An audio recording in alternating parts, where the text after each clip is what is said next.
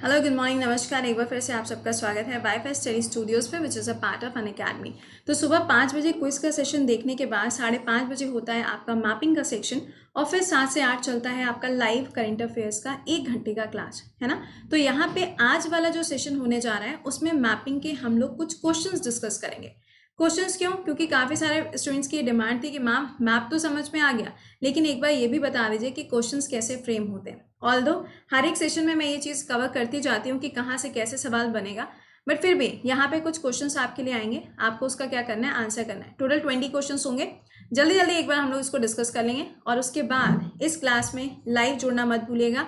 7 से 8 ये सेशन चलता है आपका all the days from Monday to Sunday, ठीक है। चलिए अब देखो यहाँ पे, ये तो मैंने आपको बात बता दी, लेकिन हाँ देखो कृति 10 कोड के बारे में तो बताना भूल ही गए।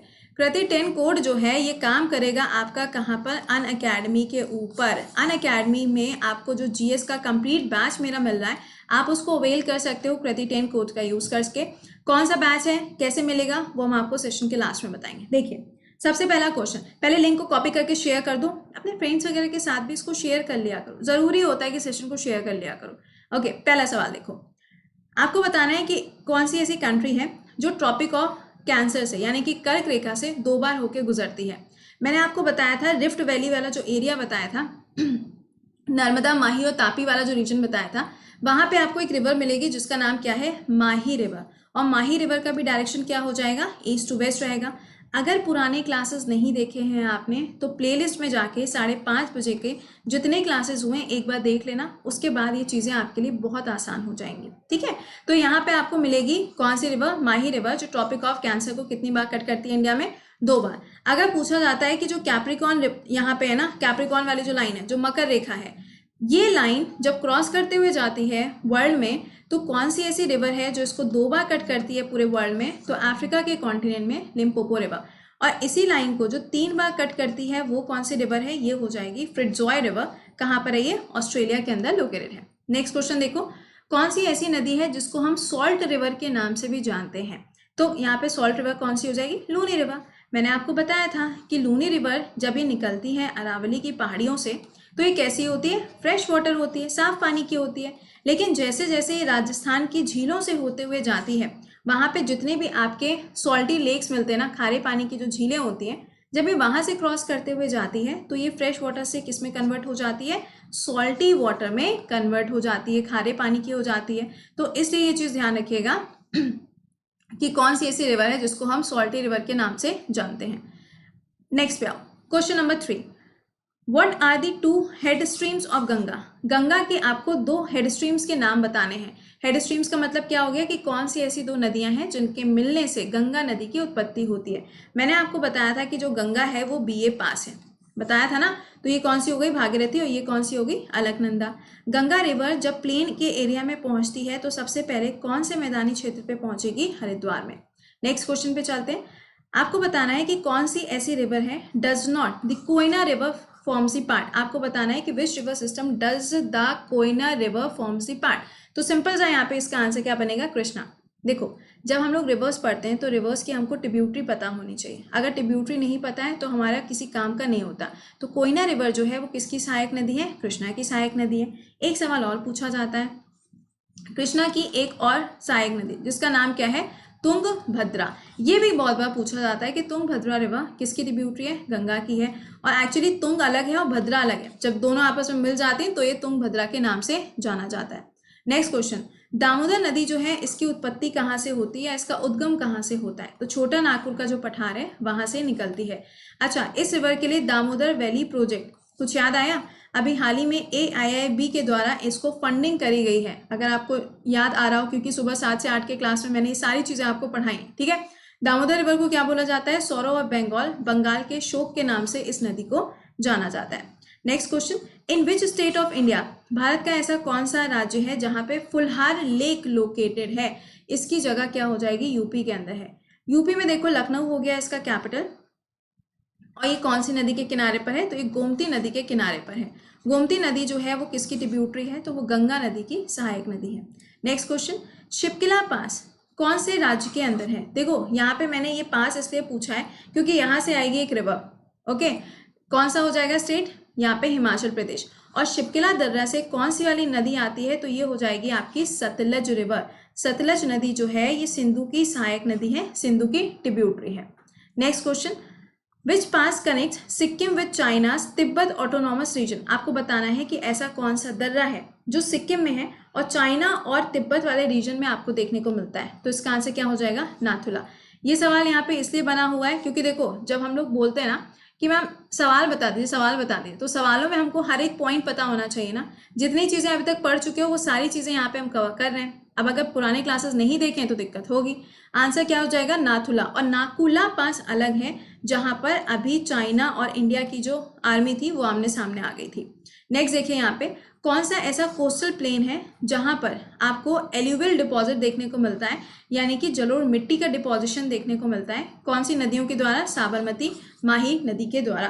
तो ये कौन सा वाला कोस्टल एरिया हो जाएगा, ये होगा आपका गुजरात। साबरमती और माही लिखा है ना, और मैंने आपको बताया था साबरमती अहमदाबाद नजर आ रहा होगा, दिमाग में घूमना शुरू हो जाना चाहिए, मैप के पार्ट पे याद आ जाना चाहिए। तो ये कौन सा हो जाएगा, कोस्टल प्लेन हो जाएगा। कोस्टल प्लेन में जब हम देखो मैप देखेंगे ना, मैं बस यहाँ पे उम्मीद कर सकती हूँ कि आपको चीज़ें याद आ रही हूँ, क्योंकि मैंने तो सब कुछ पढ़ा दिया, आपने कितना पढ़ा है ये मुझे नहीं पता। तो ये वाला जो रीजन है ना, यहाँ पे है आपका गल्फ ऑफ खंबात।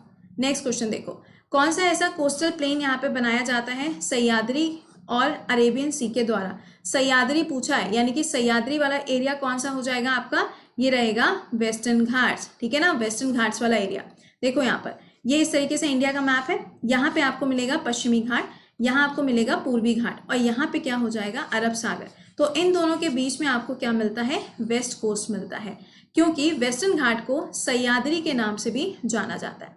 नेक्स्ट देखिए यहाँ पे, the most famous Marina beach is located on which coast. आपको बताना है कि जो मरीना बीच है वो कहाँ पर लोकेटेड है। तो ये आपका वेस्ट कोस्ट पे। क्या मुझे स्टेट बता सकते हो कि कौन सा स्टेट में, स्टेट का नाम कमेंट सेक्शन में आंसर करिएगा। अगला सवाल, 9 डिग्री चैनल जो है वो कहाँ पर लोकेटेड है, यानी कि अगर हम आइलैंड्स पूछते हैं कौन से आइलैंड्स में आपको मिलेगा, तो ये अरेबियन सी में मिलता है। ध्यान रखिएगा, जो आपका अरेबियन सी वाला एरिया ना, जहाँ पे लक्षद्वीप आता है, तो लक्षद्वीप और मालदीव, तो वहां पे आपका 8 डिग्री चैनल वाला रीजन आएगा। उसे थोड़ा सा ऊपर की तरफ उठ के देखोगे तो वहां पे आपको मिलेगा क्या, 9 डिग्री चैनल। लेकिन अगर 10 डिग्री चैनल पूछा जाएगा तो वो अंडमान और निकोबार के बीच में लोकेटेड है। अगला सवाल, सतमाला हिल्स, ये जो पहाड़ियां हैं ये कौन से राज्य में है, महाराष्ट्र के अंदर है। जब आप मैप में देखोगे तो महादेव की पहाड़ियां हो जाएंगी, विंध्या पहाड़ियां, सतपुरा की पहाड़ियां, वहीं पे आपको मिलेगी सतमाला की पहाड़ियां, इसके अलावा मैकाल रेंज मिलेगी। तो ये सब ना मैप में हमने आपको ऑलरेडी पढ़ा दिया, बस आपको एक बार से मैप देखना पड़ेगा, ठीक है। चलिए अगला देखो यहाँ पे, गुरु शिखर, ये किसकी सबसे ऊंची चोटी है। तो पहले तो ये जान लो कि ये अरावली की सबसे ऊंची चोटी है, कहाँ पर, राजस्थान के अंदर। नेक्स्ट देखिए, in which state is located the Jongsong peak. Jongsong peak जो है वो भारत के कौन से राज्य में है। तो नाम से ही पता चल रहा होगा, या तो ये नॉर्थ ईस्ट में होगा या सिक्किम में होगा। तो ये कहाँ पर लोकेटेड है, सिक्किम के अंदर। और सिक्किम में ही आपका कंचनजंगा भी लोकेटेड है। एग्जाम में अगर पूछा जाता है कि इंडिया की सबसे ऊंची चोटी कौन सी है, तो आपको आंसर कंचनजंगा ही मार्क करना है।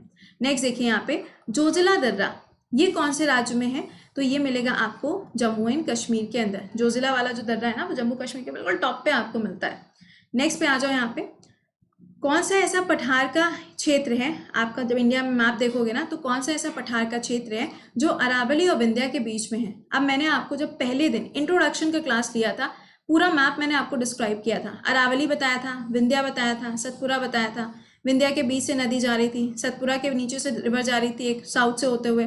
तो यहाँ पे इसका आंसर क्या बनेगा, मालवा प्लेट्यू। मालवा का जो पठार है वो यहाँ पे आपको मिलता है, ठीक है। देखो ऐसे क्वेश्चंस आते हैं एग्जाम में। अब यहाँ ऑप्शंस नहीं है तो ये मत करना कि मैम ऑप्शन प्लीज, ये वाली कहानी मत करना तुम लोग। नेक्स्ट देखो, गारो खासी जयंतिया जो है वो किसका हिस्सा है। तो ये आपको मिलेगा कहाँ पे, मेघालय के अंदर। गारो खासी जयंतिया 3 पहाड़ियां हैं, किसका हिस्सा है, ये हिमालय रेंज का ही पार्ट है।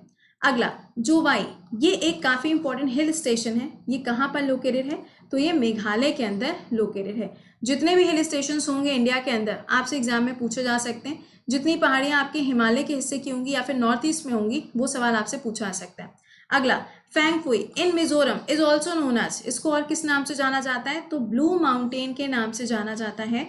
और साथ ही साथ इसको लुशाई हिल्स के नाम से भी जाना जाता है, लुशाई प्लेट्यू के नाम से भी जाना था। इंपॉर्टेंट है यार, ये इंपॉर्टेंट था, ठीक है। तो हम लोगों ने यहाँ पे टोटल 20 क्वेश्चन डिस्कस किए हैं। आई होप कि अब आपको आइडिया हो गया होगा कि सवाल कैसे आते हैं, ठीक है। अपने फ्रेंड्स के साथ भी इसको शेयर करिएगा ताकि वो लोग भी इसको अटेम्प्ट करें, और उसके बाद उनसे पूछ भी लेना कितने नंबर आए। तो इसके अलावा अगर आप मेरे साथ जीएस पूरा प्रिपेयर करना चाहते हो तो आप एसएससी के लिए या फिर किसी भी एग्जाम के लिए मेरे साथ इस बैच में जुड़ सकते हो। मैंने अभी आपको बताया था कि बैच आपको अनअकैडमी के एसएससी की कैटेगरी में मिलेगा, जिसका नाम ये है, ठीक है। अभी इसमें ज्योग्राफी स्टार्ट हुआ है, ज्योग्राफी के बाद हम लोग इकोनॉमिक्स, पॉलिटी, हिस्ट्री सारे सब्जेक्ट्स पढ़ेंगे एक एक करके, ठीक है। बार बार आपको पेमेंट नहीं करना, वन टाइम पेमेंट है। और कितना अमाउंट यहाँ पे जाएगा 5400, और वो भी कब, जब आप इस पे कोड यूज करोगे प्रतिदिन, ठीक है, तभी तो 10% का ऑफ मिलेगा, तभी तो इतना अमाउंट पे करोगे। अब ये जो अमाउंट आप पे करोगे ये पूरे 1 साल का है, सिर्फ जीएस का नहीं है, इसमें मैथ्स, रीजनिंग और इंग्लिश, ये सारे सब्जेक्ट्स आपको फ्री ऑफ कॉस्ट मिलेंगे। तो अगर आप किसी स्टेट लेवल के लिए प्रिपेयर कर रहे हो तो भी आप इस बैच को ज्वाइन कर सकते हो, या आप किसी और एग्जाम के लिए प्रिपेयर कर रहे हो और आपको कोई और बैच यहाँ पे अवेल करना है तो भी आप प्रति10 कोड का यूज करोगे, तब भी आपको 10% ऑफ मिलेगा, ठीक है। ये बात हो गई।